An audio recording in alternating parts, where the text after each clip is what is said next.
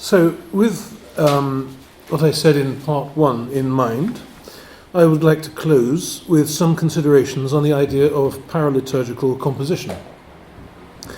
It might be thought that, as both composer and priest, my entire musical attention would be focused on the liturgy. In a sense, it is, but this does not mean an exclusive dedication to functional liturgical music.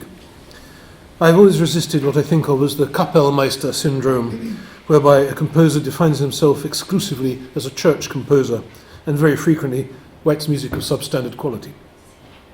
It is my firmly held belief that composers need to learn to be composers with no qualification of the role, and acquire all the skills that will make them able to respond to requests for music of many different kinds, even if they may subsequently spend most or all of their time actually writing for liturgical contexts. What can be said then of the question of writing new paraliturgical music? Extant repertoires of such music, diverse though they are, certainly do not exhaust the possibilities of the genre, if such it can be called, and indeed one could conceivably argue that the genre is infinitely expandable. There is also the missionary argument, the idea that what is often called in America soft evangelism may take place when the liturgy is, as it were, taken to the marketplace. Somewhat like St. Paul preaching in the Agora in Athens, perhaps.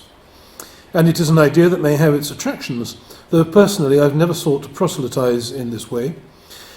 Nevertheless, as the existence of traditional repertoires of paraliturgical music indicates, there is a space somewhere between the church and the community in which a need for something that brings the sacred into the world is fulfilled. Wedding songs, carols for various liturgical seasons, and so on. In modern Western society, I would argue that that space has been expanded in such a way as to include the concert hall. While thinking about this subject, I came across a definition of the word paraliturgical, which seems to me quite remarkable. It's to be found at the catholicculture.org website, in turn taken from the Modern Catholic Dictionary by Father John Harden, and it reads as follows, quotation, "Form of public worship in which Catholics engage without following the official liturgy or take unauthorized liberties in removing or changing the words or actions required by church law." End of quotation. Well, the first part of this definition is in accordance with what the Roman Catholic Church calls a paraliturgy, the gathering of the faithful in the absence of a priest or deacon, possibly with the distribution of Holy Communion, which of course in the Orthodox Church would be typica, a reader's service, but the distribution of Holy Communion could only take place, of course, with clergy present. The second part is more intriguing, without following the official liturgy, which means that there is room for improvisation in the paraliturgy. And the third, positively alarming, take unauthorized liberties in removing or changing the words or actions required by church law. This is an extremely negative view of paraliturgy, but it's clearly born of experience.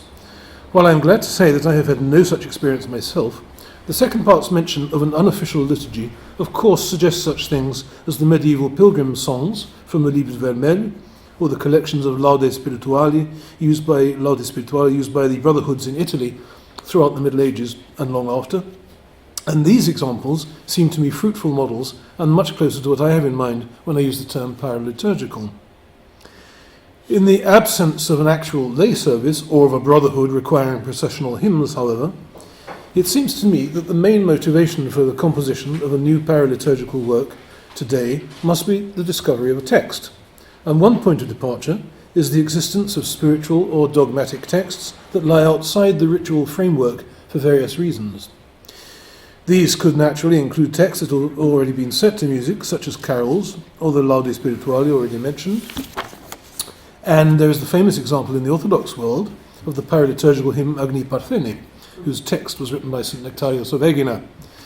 But there are other kinds of spiritual poetry of much greater dimensions. The Kontakia of the 6th century St. Romanos the Melodist provide a good example, insofar as the Kontakion, in its original, very lengthy liturgical form as a poetical sermon, no longer has a place in the Byzantine liturgy. We therefore have a corpus of extended texts of great theological depth and poetic skill, which also possess a very clear structure, that were written for liturgical use, but now have no function. They would seem to be an obvious source for composers seeking for spiritual texts, but in fact attracted little attention. The only examples of which I know are by a Lutheran composer, Paul Nicholson, which is a setting of the Kontakion on the Victory of the Cross, in a translation by the late Archimandrite Ephraim Lash, and a setting by the late Richard Tunsing, who was Orthodox, of the Kontakion on the Nativity of Christ. I'm not including the Akathistos hymn here, by the way, which might be considered a Kontakion otherwise. Other suitable texts, though they've never had a liturgical function precisely, are theological poems such as the Hymn to the Holy Spirit by St. Simeon the New Theologian, 949 to 1022, which begins with a series of invocations that easily suggest musical treatment. O Theodophoston Arithinon, O Theonios Zoe, come true light, come life eternal, come hidden mystery, come treasure without name, come reality beyond all words.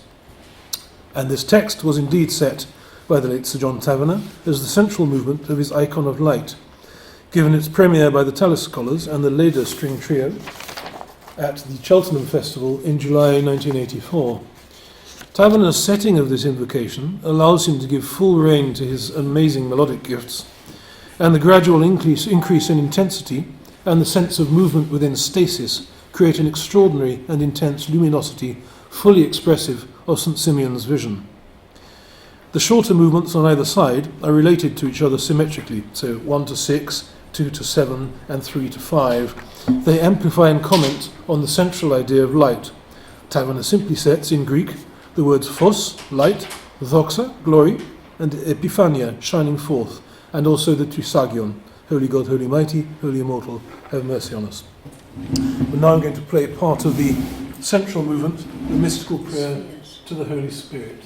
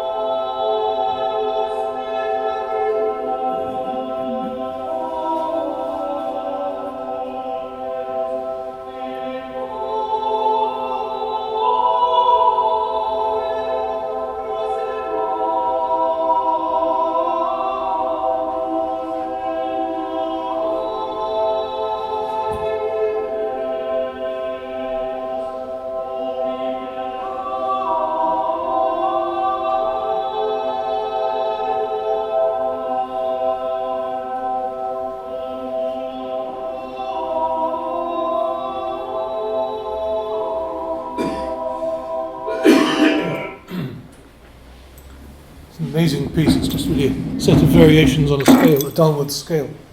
It reminds me of a famous story. John once rang up Peter Phillips, the conductor of the Talis Scholars, at 6 a.m, and said, "Can your sopranos sing top A for 20 bars?" And Peter said, "No, of course they can't," and slammed the phone down. I think he wrote a low A for the basses in Revenge. So I adopted a similar approach in a work from 2012 entitled Simeron. Simeron means today in Byzantine liturgical Greek.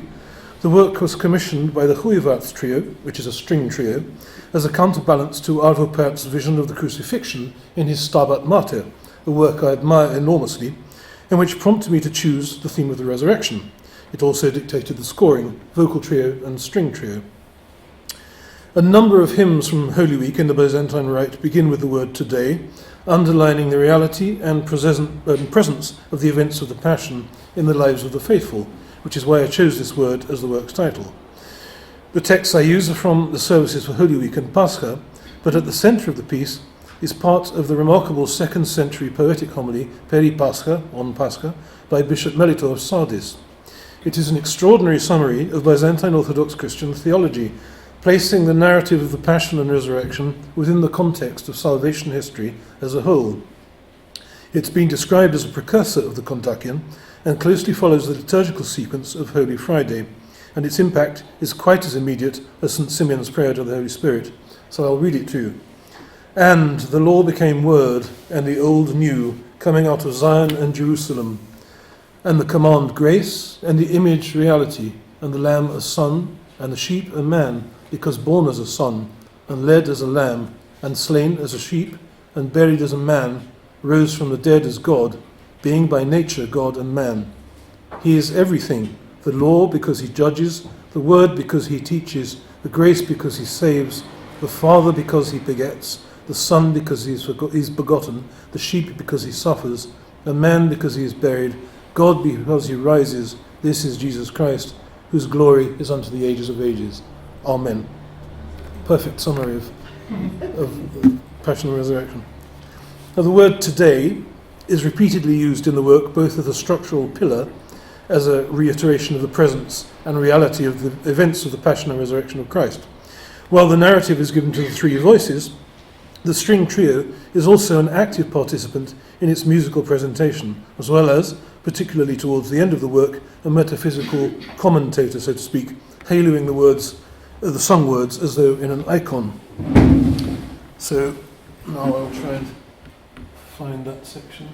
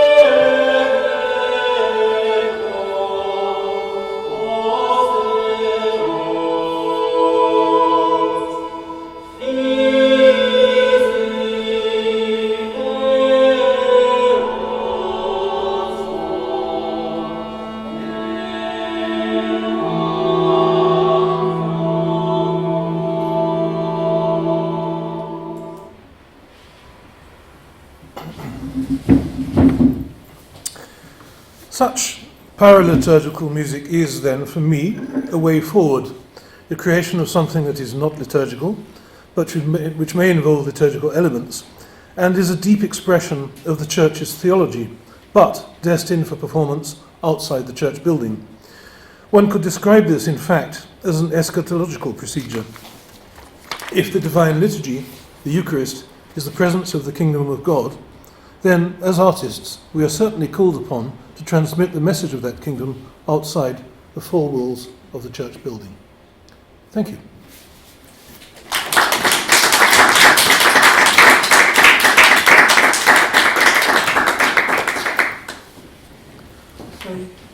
We have time for questions? Lots of time for questions, yes. Wonderful. Before we take questions, I would like to thank Razvan for providing us with the speakers and the sound system today. He brought them from home, so that's very generous of him, and he was indispensable to have these today. Indeed. So Yes. thank you very much, Razvan. Before questions, could you remind us, Father Ivan, that long quote that you just... Yes, where is it from? the poem, Melitor Sardis. Okay. It's called Peri Pascha, on Pascha. On Pascha. Yes. Great. Thank you. Because somebody in the back Yeah. wanted to know. I have a question, but I might leave it. Well, There's no question. if you have to go early, maybe it's better if you ask your question Okay, first. good. Then I think my question was something as what we were talking at the beginning before we started. If you could say something about this sort of incarnational element in church music, Yes. in the what we call the aesthetics of it all, because theology seems to be most real when we receive it in image or in sound, and when those two things together come together, we feel that we get a sense of the presence of God. One can read theology, all their life, and they can attend classes and seminars and so on, and will probably never have a chance to feel what one feels in worship or in moments where, even if not in church, as you just said, something of the reality of God is brought down to us. So how do you see this incarnational element in music? There's been a lot of discussion recently of the sensorium, and in the context of the Orthodox Church, that of course means, I mean, this is kind of cliche, but it's absolutely true, that we use our hearing for music, we use our vision for, well, everything else, taste with Holy Communion, smell with the incense, and so on. So there are all these ideas, and as you say, it's not the same as reading theology on the page, because it's manifest to us in a physical way. It actually affects us physically somehow. I remember when I was thinking about converting to Orthodoxy, because I grew up as a rather non-practicing kind of Anglican, and then I became a practicing Anglican. But I began to attend Orthodox services, and I thought, I had the idea at that time that my liking for the music and the icons and the ritual indeed was a kind of aesthetic trap. And it took me a while to understand that those are means by which God calls you. I thought, I don't want to fall in the trap of coming to this church just because I like the pictures and the music. So, because I didn't understand at that point what the role of the music and the icons and all the other things was. It took me a while to absorb that idea. And I realized, of course, it's precisely one of the ways through which God calls people. So I think, it's incarnational precisely because it affects us in our incarnate selves. It affects every sense that we have, and so it's not something that's abstract. It's why do we receive communion for the healing of our soul and body? The body isn't separate from the soul. We don't have this kind of Gnostic division. So it makes, from my perspective now, it makes total sense that all these things have such an immediate impact. Don't know if that answers your question. But Kelsey. Oh, just to follow that, I was Metropolitan Anthony talks a lot about that, Yes. and about the danger of trying to possess that. In other words, having that get in the way of our going deeper and through into God, and the real that fine line between aesthetics and beauty, which is a revelation of God, and which is much more difficult to approach. Yes, and I think he was absolutely right to make that point. It's the opposite side. It's sort of going through and coming out the other side at the wrong point, isn't it? Right. One of the things is that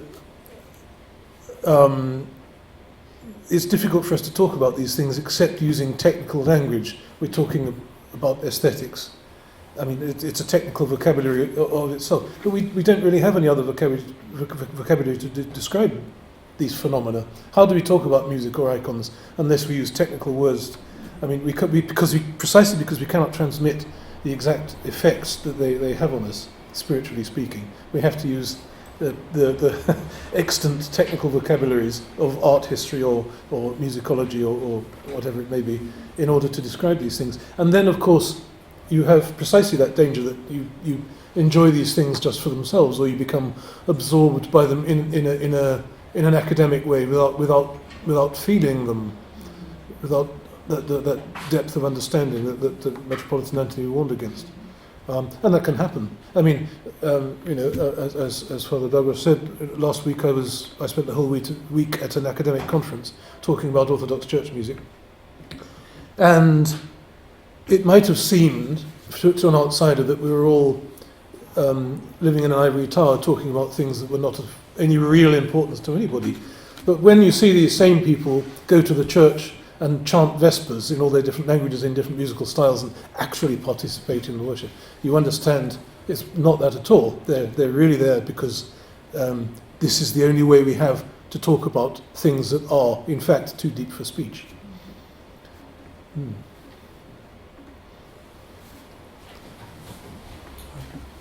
Caroline? Thank you, Father. A really interesting talk. And I very much appreciated the music.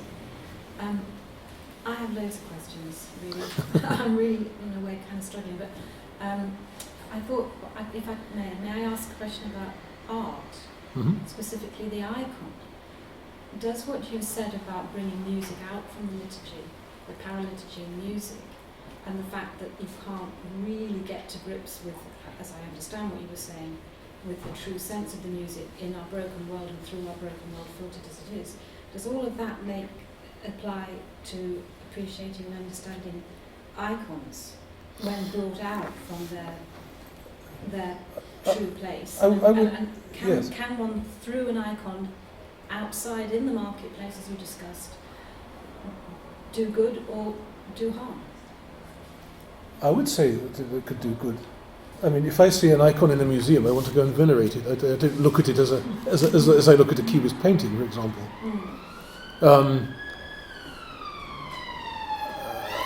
I don't think an icon loses its power when it's taken out of a church. It becomes a different kind of power, perhaps, because it's not in its context. It's not where it's meant to be. What about a non-Orthodox person painting an icon for the sake of the beauty of the icon, not for the sake of its... That's a very complex question.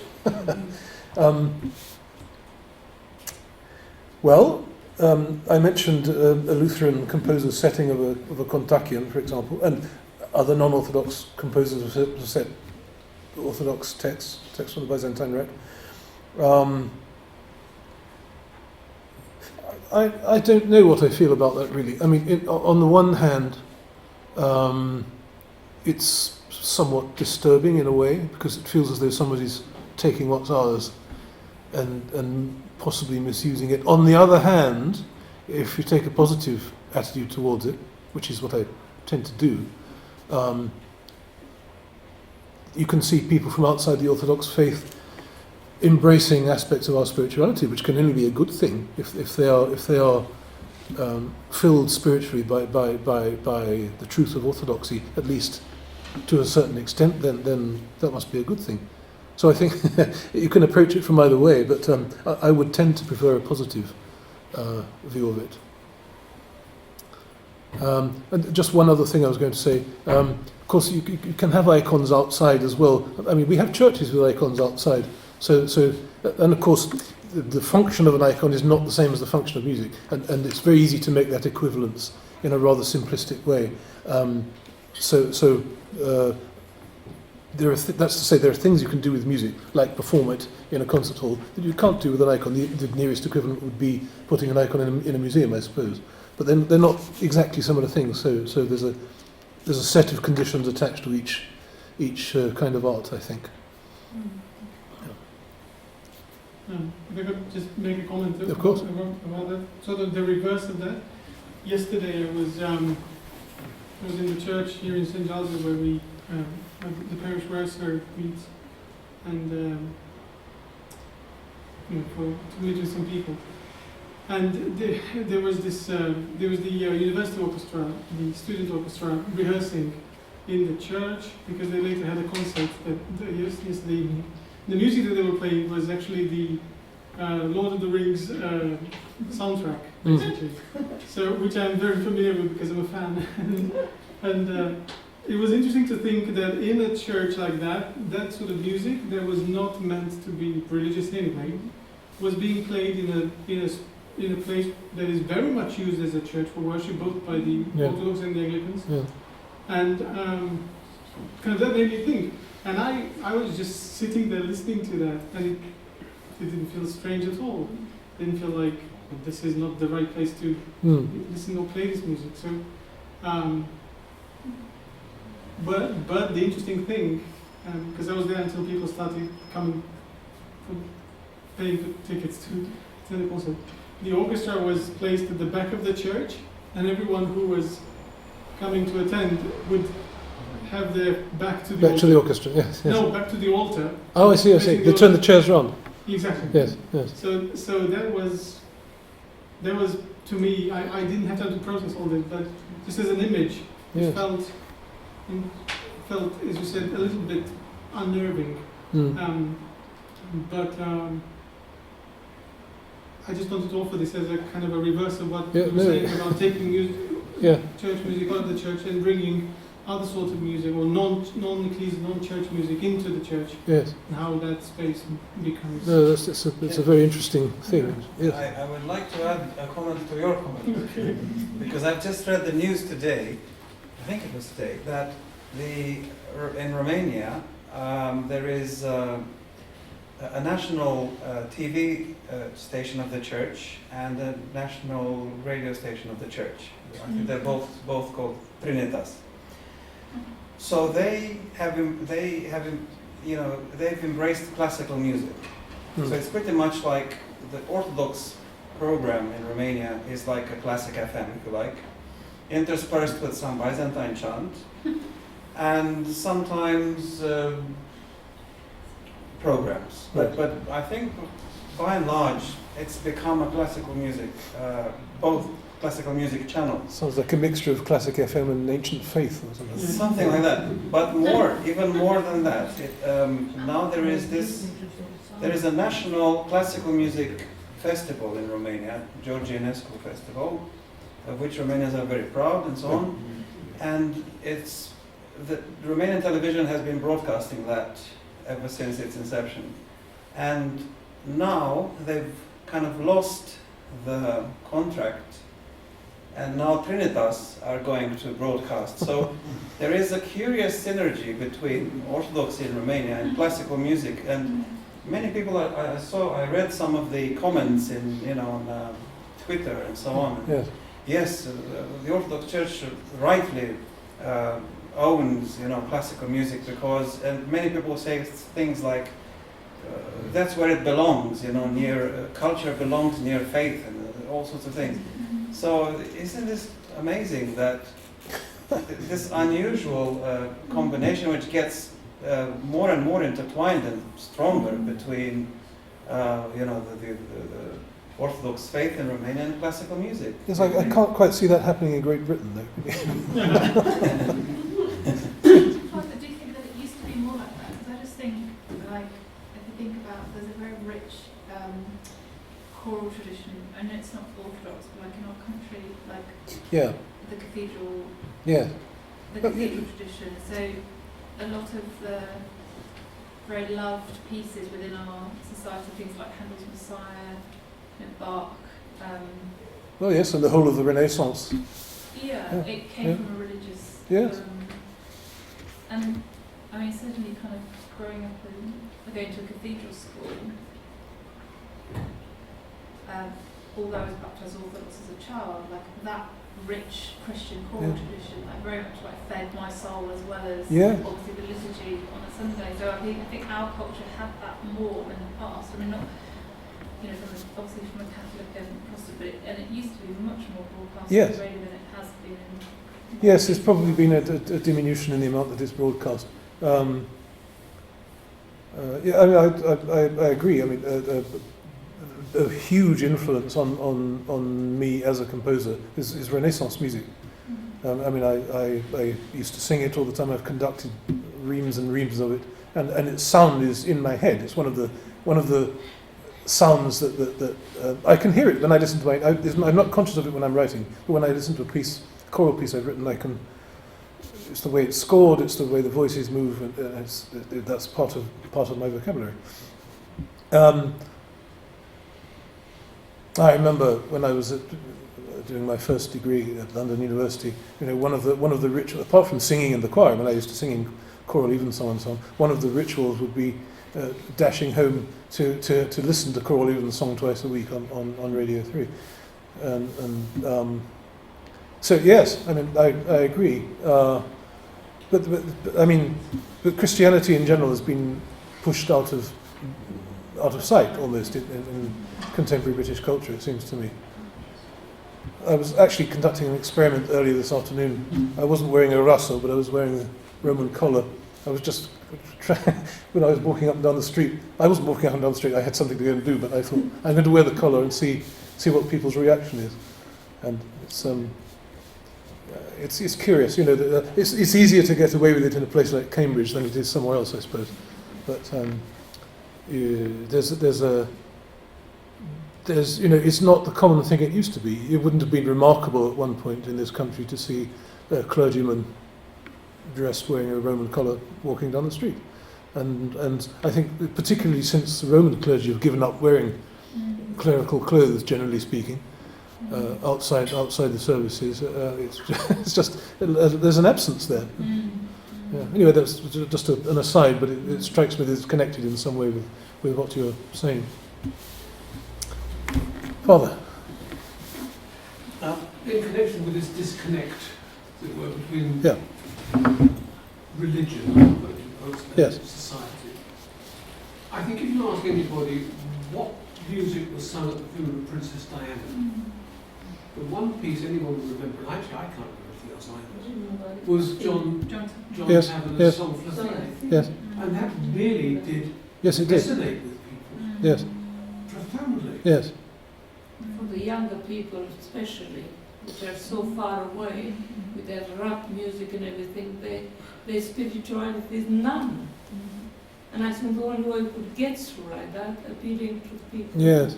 What a figure like Diana. It was an inspired choice of music, of course, because Princess Diana's death, for some reason, somehow touched the nation in a remarkable way, and that piece is it was written as an elegy on the death of a young girl, so it was just the right piece, and of course it is a powerful piece, and I hadn't remembered it actually, but a few months ago I looked at the video of the funeral, which is up on YouTube. You can find it very easily, and that, as far as I remember, they sang that while the coffin was being brought out, and it is the most extraordinary moment. And of course, one of the things is as well that John had this amazing gift for just catching you. Yes, and that piece certainly does that. But it's an isolated moment, isn't it?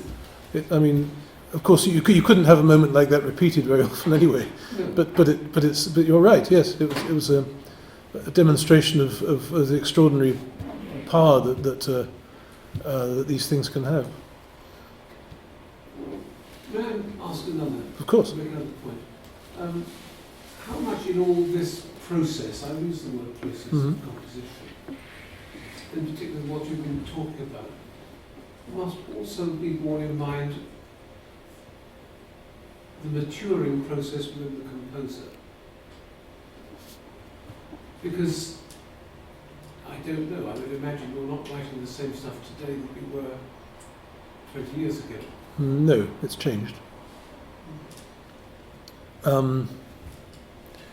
But when you say the maturing process, do you mean the process of the composer maturing, or each piece maturing? No, I mean, for instance, in Brahms. Brahms was a Right. young man was all over everywhere. Right, yes. And then you get Yes.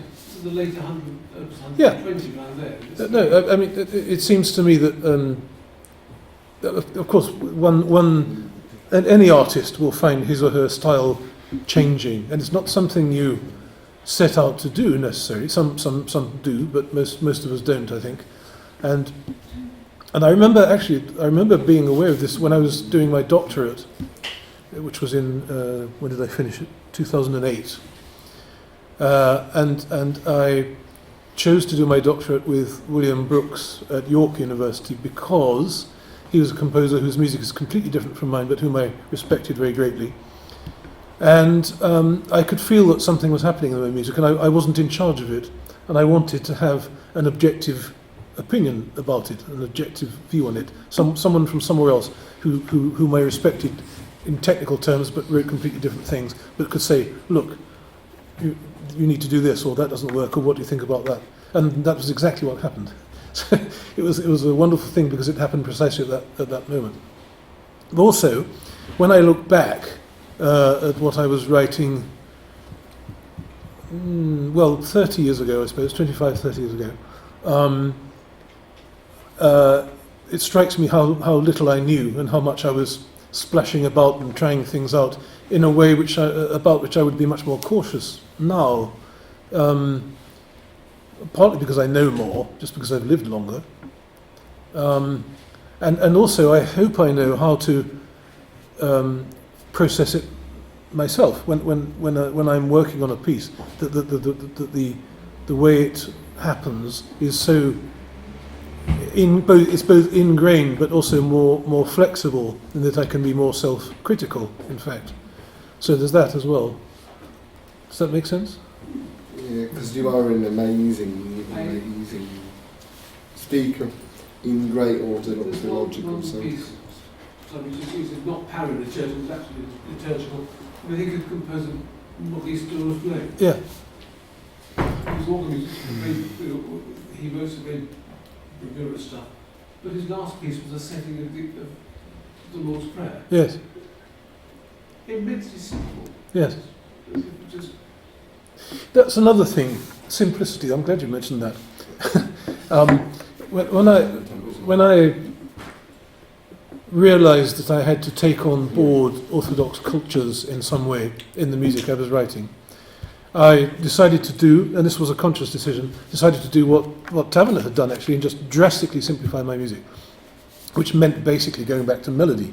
And I've always thought that melody is the basis of music because it contains everything else within it. It contains rhythm, it contains the basis for harmony.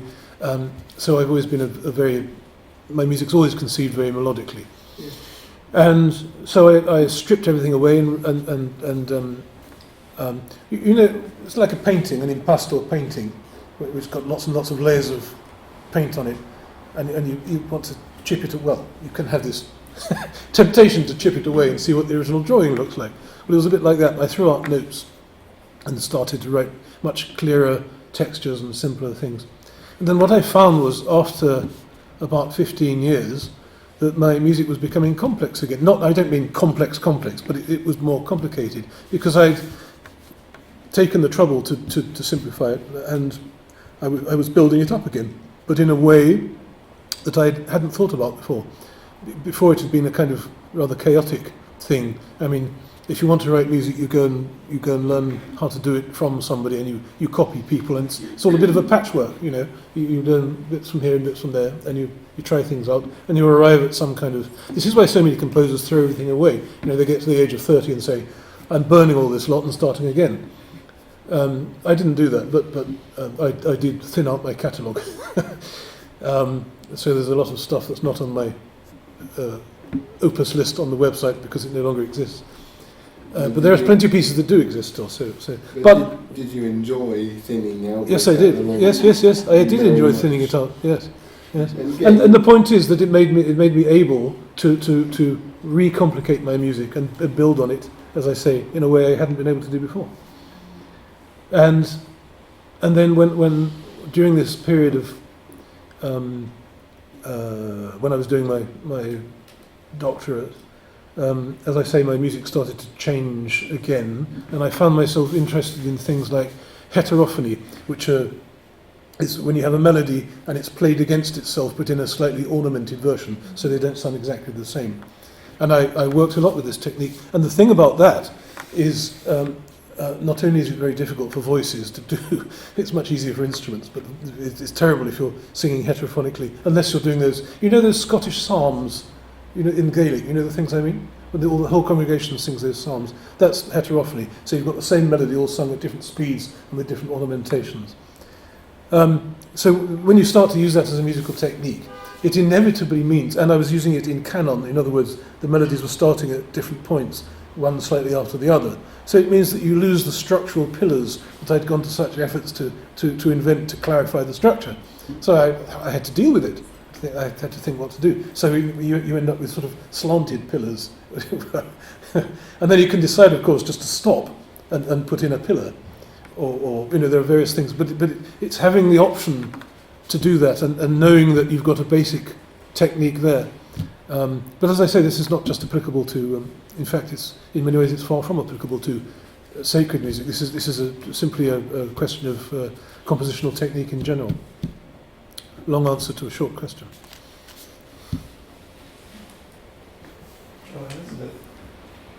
Yes, can I do that? Yes, you can, remarkably well. Yes. I think the first piece you played, the Great Doxology for Yes. the Taverner Vigil. I don't know how you react to that, but I was finding it extremely frustrating because they weren't singing a text. It's a liturgical text, and I could not hear anything of that text being sung. For a start, I suspect that the people singing didn't understand what they were singing. Yeah. And there was no speech rhythm. It was a piece of music.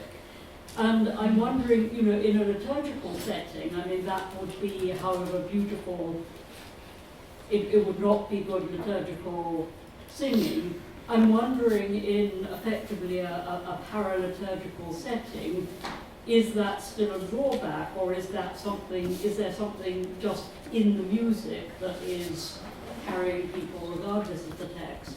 Well, there's a number of things to say about that. The melody is there. It's in the trebles and the tenors. They're singing. The melody is there, but the text isn't.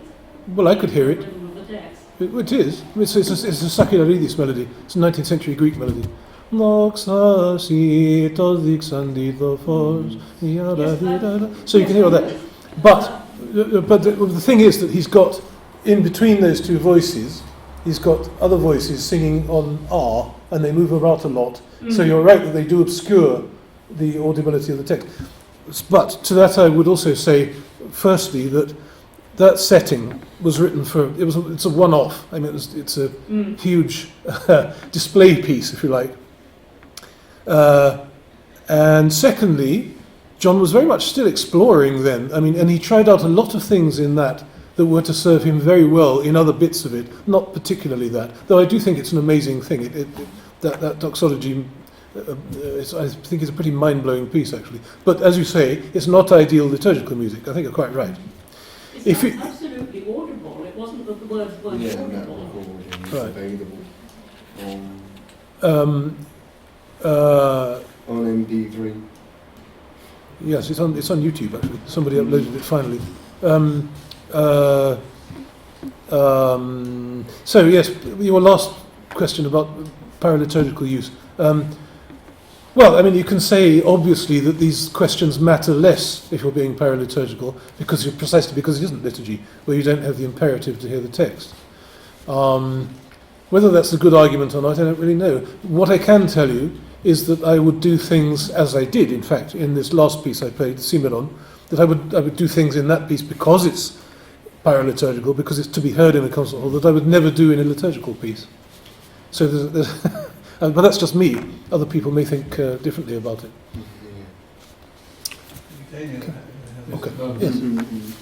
Would you share with us the process? Well, you are involved in an act of creation, Yeah. and then as a priest and as a baptized Christian in your prayer life, Yeah. you have a response to that creativity. Could you share something of how you're in the midst of the creative process, how your prayer life responds? Ooh. I know it's a personal question, but we have a unique opportunity. Well, it's not so much the fact that it's a personal question. It's a very difficult one. Yeah. I think all I can say is that when I'm writing a piece, I can't begin it before it has a reason to exist. I can't just sit down at a keyboard and muck around and find some notes. It doesn't work like that. The piece has to have a spiritual essence in that. And I'm not just talking about liturgical music either, any kind of music. If the piece doesn't have that spark, it will not work.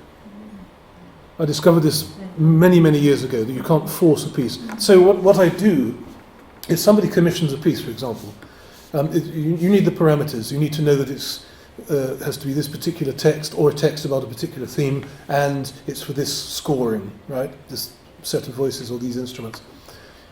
And then I sort of mull it over. I think about it on a conscious level.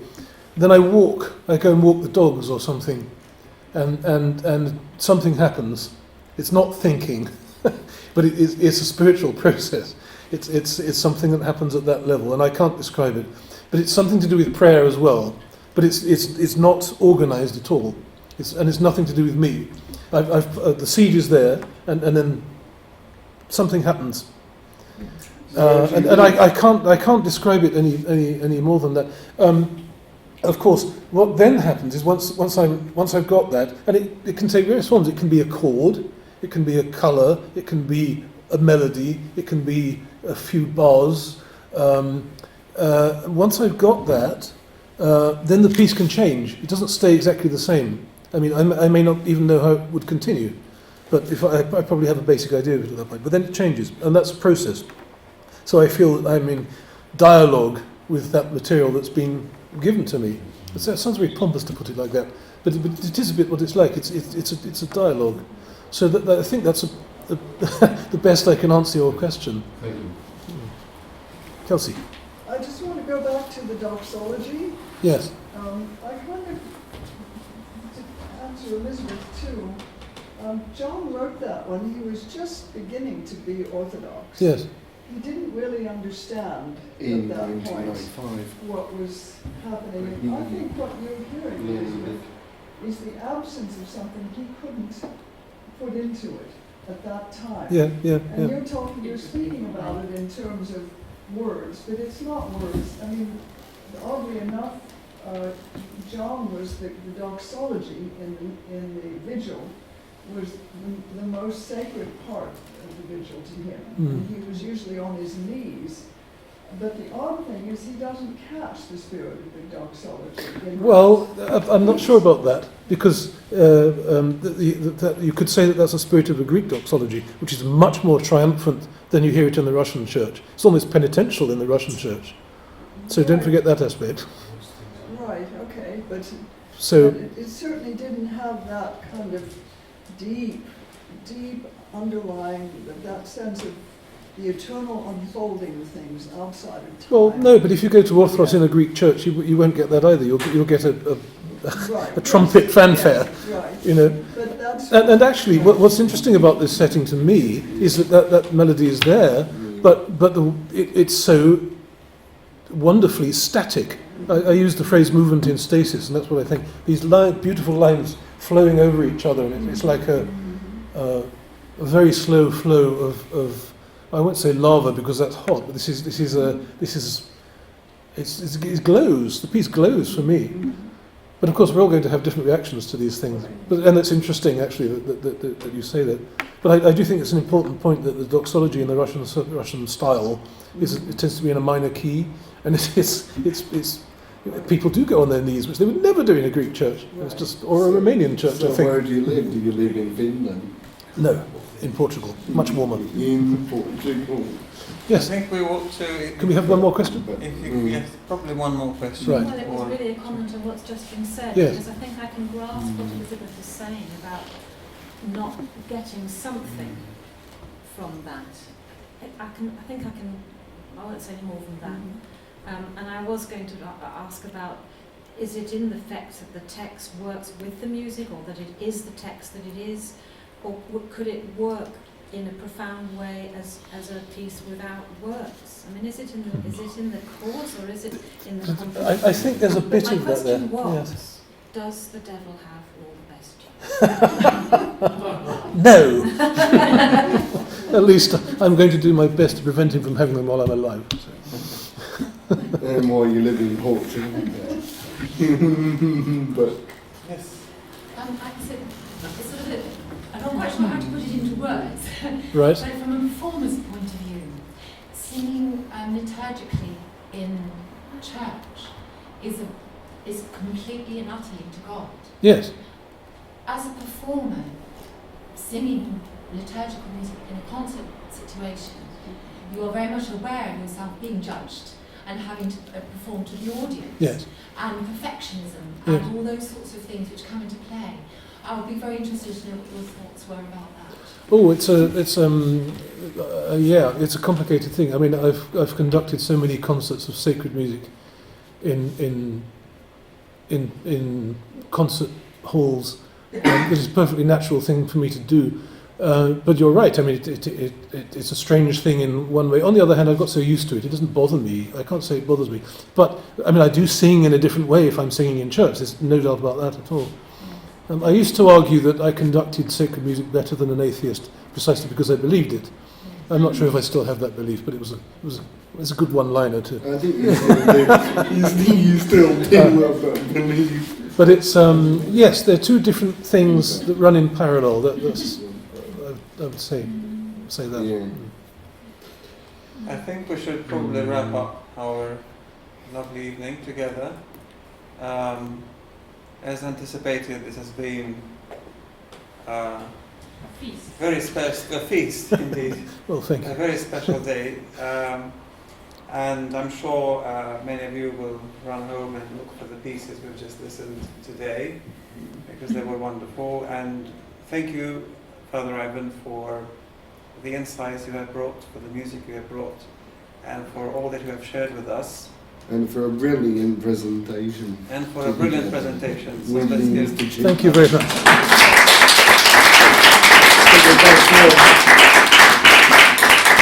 Thank you. And once again, thank you for the invitation. I'll be happy to return You're whenever you always like. welcome. Thank you.